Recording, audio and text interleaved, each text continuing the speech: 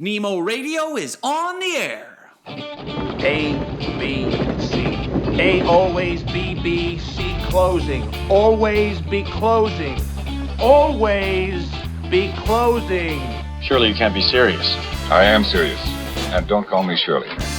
Put that coffee down. Coffee's for closers only. Come after me! I'm a man! I'm 40! Hey, it's John Nemo. Welcome back to another episode of Nemo Radio. I think I figured it out. I think I really cracked a new code on LinkedIn lead generation. And so I've spent the past 6 hours here in my LinkedIn inbox doing one-on-one LinkedIn messaging and lead generation. And the reason I'm bringing this up is I've tried, to find this magic line, this magic intersection. And it was really illustrated to me in one of the messages. So there was a person that wrote me back, a business coach, who's like, I sent a message and they're like, just so you know, this doesn't work. Like, I've been a business coach since the early 1980s, and I can tell you right now, all I ever had was a business card, and I made six figures, and I had all these clients. You know how I did it? Referrals, word of mouth. People knew me and liked me and trust me. You can't replace human beings and the relationships we build, and you can't just do that online. And so I wrote the guy back, and I'm like, you're right. Of course you're right, dude. Yeah, but newsflash, it's not 1982. Like, you don't have to do that anymore. You don't have to limit. And like what I said to him was like, the thing with LinkedIn lead generation, just using that as one example, but the thing with the internet in general is like, you're no longer limited geographically and physically by who you can talk to, who you can get in front of, who you can sell your stuff to, right? Like the internet has changed everything in terms of, I was doing my one-on-one messaging for the past 5 or 6 hours. I was talking to people in India, Iran, Pakistan, Russia, like Japan, Australia, England, like Canada. As far in wild place like Canada is even involved, right? You zany Canadians love it. So here's the thing. But the big challenge, the big problem that this person was absolutely spot on about is, as great as it is to have all these tools and technology, and LinkedIn is a perfect example where there's 900 million professionals in over 200 different countries and territories around the world. 2 new members join LinkedIn every second. You literally have this built-in database of leads on LinkedIn, B2B leads. LinkedIn is basically Google for B2B leads. I can type in based on job title, industry, location, whatever I want, where they went to school, all these filters, and find a ready-made list of 100 CEOs of small businesses in the healthcare industry that I can talk to instantly today, right? With one-on-one messages, et cetera. The problem, of course, is not being able to find and reach and get in front of all these people. The problem is still they're humans. Like, you can't write to them and market to them like they're robots, right? And so the guy was absolutely right, who's like, this doesn't work. That's the magic line. And that's where I think I've really cracked a code on this of how do you marry the scaling and the automation and reaching out to hundreds, if not thousands of people a day on LinkedIn, perfect strangers online who don't know you. How do you marry that technology and speed to still putting in the core one-on-one, know, like, and trust, building rapport? I mean, at the end of the day, we know this. Human beings have not changed.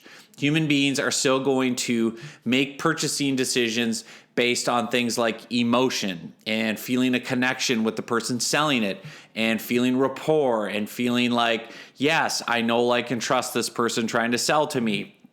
I enjoy them. I want to give them my business. I feel like the other person cares about me. I feel like they've taken a genuine interest in me. I feel like they understand me. I feel like they empathize with me. I feel like they get it. I feel like they can help me. They've really done a good job giving me time and attention to explain themselves and listen to me and ask good questions. So all of that's a lot of work, right? So how do you do all that one-to-one and yet save enough time so that you're only doing it with people who are qualified, warmed up, and ready to buy? And that's really this kind of intersection that I have found is working incredibly well with LinkedIn.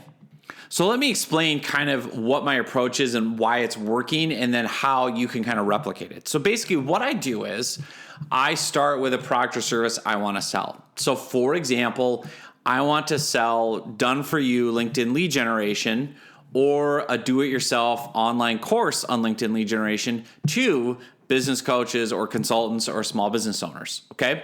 And what I'm going to do is I'm going to go find those people on LinkedIn, connect with them, and then send them one-on-one personal messages trying to sell them that stuff. Now, you don't just start with trying to marry someone on the first date and being like, hey, great to connect. You want to buy my stuff, right? It doesn't work. So again, you have to do that whole human piece. Practice professional courtship, build rapport, have that person get to know, like, and trust you, ask them questions, get into their world, right? It's all the Dale Carnegie How to Win Friends and Influence People stuff about sales. Like, people's favorite topic in the world is themselves. I have the quote on my desk. People do not care about you. They do not care about me. They care about themselves. Okay, so how do you do that? How do you do that and still scale it without wasting time? You know, I love a line that one of my brother-in-laws told me years ago when he was in sales. He said, I don't need more friends, I need clients.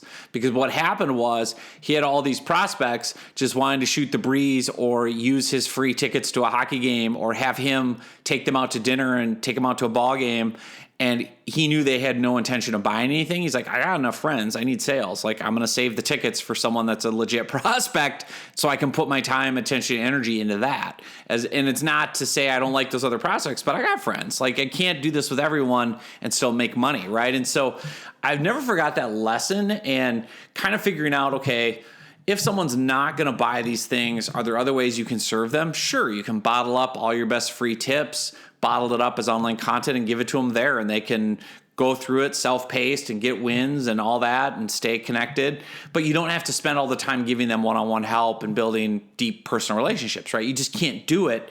So what I do is I see these coaches, consultants on LinkedIn, and I scale with kind of a generic message. So I don't go super deep right off the hop and be like, hey, Bill, hey, Linda, hey, Sally, like, I'm going to do a bunch of personal one-on-one rapport building, because you can do that on LinkedIn. That's the beauty of LinkedIn. I can look at your profile and see, where do you live? Where did you go to school or university? Where have you worked?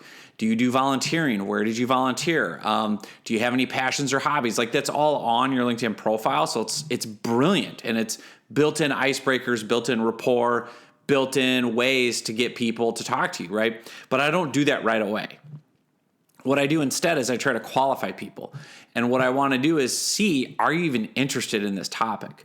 Is this even a pain point for you? Is this even something you're intrigued by or interested in?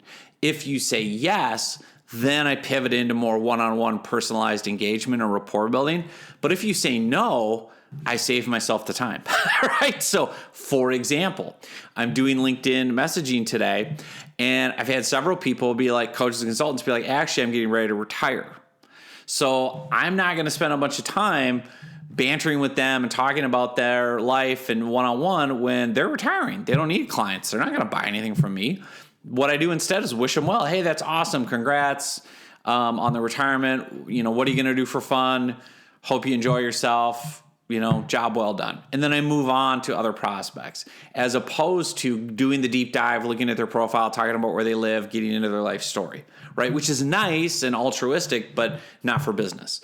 So instead, when those people say, I'm not interested, I'm retiring, or I say, you know, I'll send a typical message out to the coaches and consultants. Hey, curious, are you looking for any tips on how to get more clients from LinkedIn? Just, if you are, just reply yes or thumbs up. I've got a great free training I can give you. If not, no worries. So for people that write, no thanks, not interested, or I get a lot of coaches and consultants saying, I'm full. I'm not looking for new leads. I have so many referrals, I can't even keep up. I just write them back, go, hey, that's awesome. What a great problem to have. Cheers. And I take them off my list, because they're not going to buy that particular product. They might buy something else, but there's no need to waste more time talking to them when they're clearly saying, that's not an interest, that's not a pain point for me. Now, what I do is when I write to coaches and consultants and I say, hey, curious, are you looking for tips on how to get more clients from LinkedIn? Would you like a free training, blah, blah, blah. Anyone that says thumbs up or yes, okay, game on. So what I do is I send them the training, right? So it might be, hey, I have a free book, LinkedIn Riches, happy to send you a free digital copy or audiobook. Just reply yes or thumbs up. Hey, I've got a great free on-demand training of how to get clients on LinkedIn if you're a coach. If you'd like to see it, just reply yes or thumbs up. And so people reply on LinkedIn, yes or thumbs up. What I do is I enroll them in the training, or I send them the ebook, right? Because you can go on their LinkedIn profile, click on contact info, and grab their email. use that and opt them into your email funnel that delivers the free content and follow-up emails. So all that's done and automated, and they have said they're interested in the topic. So you're delivering the content, saving them time. And then I write them back on LinkedIn and go, awesome. I just sent the free copy of my book, LinkedIn Riches, over to the email I found associated with the LinkedIn account. Can't wait to hear your thoughts. And then I track them on a little spreadsheet. I have a Google sheet, name of the person, what they said yes to, because I have 4, 5, 6, 7 different offers, so to speak, on different products or services. And then I put in their LinkedIn profile URL, their email, their phone number, and then I put in some personal notes about them. So like, say, for example, Sally, who's a coach in California, said, yes, I'm interested in LinkedIn tips. So I'll opt her in, I'll send her the ebook, I'll send that follow-up, and then I'll look at her profile. And what I've done is I've created little templates that I can personalize, or better yet, have a member of my team personalize based on the prospect's LinkedIn profile. So for example, Sally, the coach in California, I'm going to look for a couple of simple things. 1 is, where does she live? 2 is, where did she go to school? And 3 is there anything else just randomly interesting on her profile? Volunteering, famous quotes, funny stories, anything. So the simplest ones are, where do they live and where did they go to school? So like, I've created these little templates for myself, for my team, where if they live, here's an example of how to do this.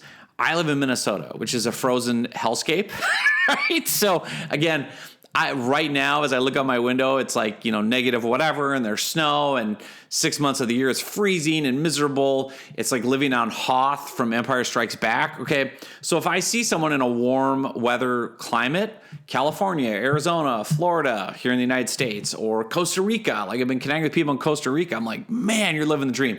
So what I do is I have a template that I copy. So first, step 1 is they've indicated interest. So I send them whatever the free content is. And then I look at their profile and I see, location, California. Sally's in California. So I copy paste a script that says, and by the way, Sally, unless LinkedIn is misleading me, and I put that line in, unless LinkedIn is misleading me, just in case their profile is inaccurate, or it says California, but they recently moved to Canada and forgot to update it. You know what I mean? So people are like, why do you think I live in California? Well, unless LinkedIn's misleading me, it looks like you live in California. And then I have this funny script that says, living here in Minnesota in this frozen hellscape where it's like Hoth from Star Wars, I just have to say, congratulations on being smarter than me, right? And then I do like emoji, laughing, freezing cold.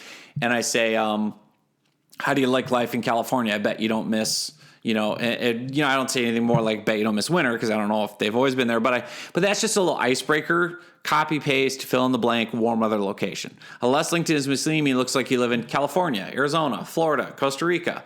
Want to congratulate you on being smarter than me. Since I live in Minnesota, where it's a frozen hellscape 6 months of the year, every time I see someone in a warm place like your location, I feel like an idiot.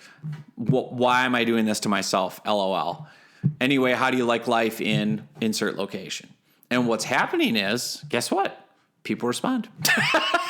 People respond and go, oh, thanks for asking. Yeah, I've been in California for 10 years and moved out here. I actually grew up in Illinois, so I know all about the Midwest winters. Man, I had enough. That's so funny, blah, blah, blah. Now I went and looked at your profile. Like, all of a sudden you're bantering, you're building rapport, you're doing non-work related kind of chit-chat, right?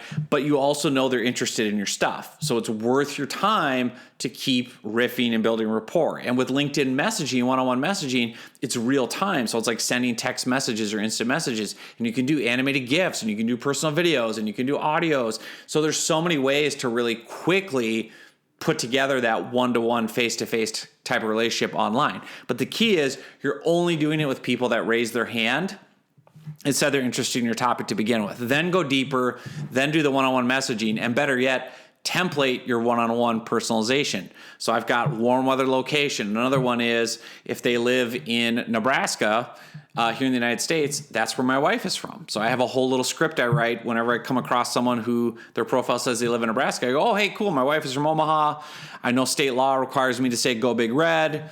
Ha ha ha, and then I send a little Nebraska GIF, and that gets them going. And we start riffing about life in Nebraska and my in-laws and all that. Or if they live in Canada, right, then I write a message. I have a little copy-paste template. Hey, unless LinkedIn is misleading me, looks like you live in Canada.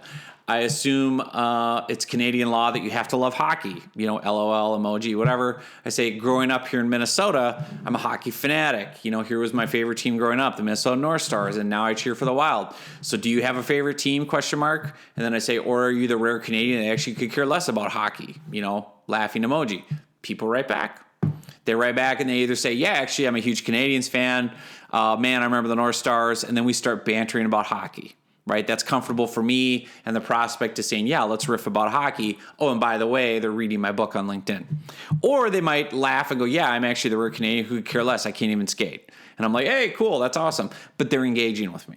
And now they're curious. Because again, 99.9% LinkedIn messages won't go to that depth. And this is a template I'm using. So anyone in Canada gets my hockey template, but it feels personal, right? And it asks them questions about their favorite topic, which is themselves. Do you have a favorite hockey team? Could you care less about hockey? How do you look life in Canada, right? All of this to say, it takes time and it takes effort to a degree, but once you template these approaches and these personalization messages, you can do it at scale and quickly.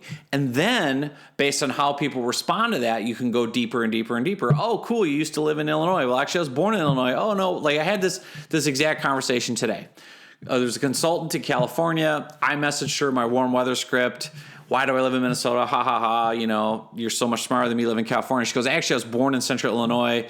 I only moved out to California about 5 years ago. I don't miss the Midwest winters, blah. I go, oh, funny. I was actually born in Peoria, Illinois. Small world. Yeah, good for you to move out. She's like, oh my God, I was born in Peoria. Are you kidding me? My brothers went to Bradley and my parents taught there. I'm like, oh my God, my dad taught at Bradley and that's why I live there. And we moved to Minnesota when I was 6. And all of a sudden we're bantering and sharing our backstories. And she's going to come to Noon with Nemo on Friday and see my live training and maybe buy an online course or whatever the next step is, right? But again, that's the simple way to bridge that gap and to do that quick one-on-one personalized marketing, but not with everyone because that's too hard to do it with 200 people a day. But do it with the 20, 30, 40, 50 people a day that say, yeah, I'm interested in your topic. Then go deeper and use these little personalized messages based on your own story. Like if someone's from Canada, what would you say to them in real life? What do you know about Canada? Do you have any jokes? Do you have any experience? Have you visited Canada? I have another one for people in the United Kingdom and London where I can say, hey, unless LinkedIn is misleading me, I see you live in the United Kingdom. So cool. My wife spent a year there after college living and working out in London. And man, it was fun to come visit her and go to all the pubs as a 20-something. I don't think I could do it today, LOL. And they'll write back and be like, oh, that's so cool. Yeah, I'm glad you enjoyed it. Yeah, life here is good, blah, blah, blah. And then we just start bantering about London. So that's the idea. I really feel like that's the intersection that you need to hit with LinkedIn prospecting. So many people get frustrated because they send out all these LinkedIn marketing messages and then either nobody responds and it's tumbleweeds, or people respond, but things stay so generic that there's no human connection, right? Because if it's just generic and you said, yes, you're interested and someone sent you an ebook, are you really going to follow up and pay attention? Are you emotionally invested? But if someone sent you an ebook and asked you about what it was like to grow up in Peoria, Illinois, you're going to pay more attention and banter and be like, oh yeah, here's the ebook from that guy, John Nemo. We were talking over on LinkedIn about Peoria. Yeah, I'm going to check this out. He seems like a nice guy, right? That's the secret, right? That's how we get these things intersected. So there you go. I solved it all. Everything's fixed. So anyway, I'll put some episode links in here to a deeper dive into this, into LinkedIn, into lead generation, the book, the training, all this stuff for free. And let me know what you think of this and if you implement it too. So thanks so much for listening to this episode. Check out the links here on the whatever podcast app you're in. Just below the episode, there should be some hyperlinks to LinkedIn trainings and the free book and all that. And we'll see you soon on another episode.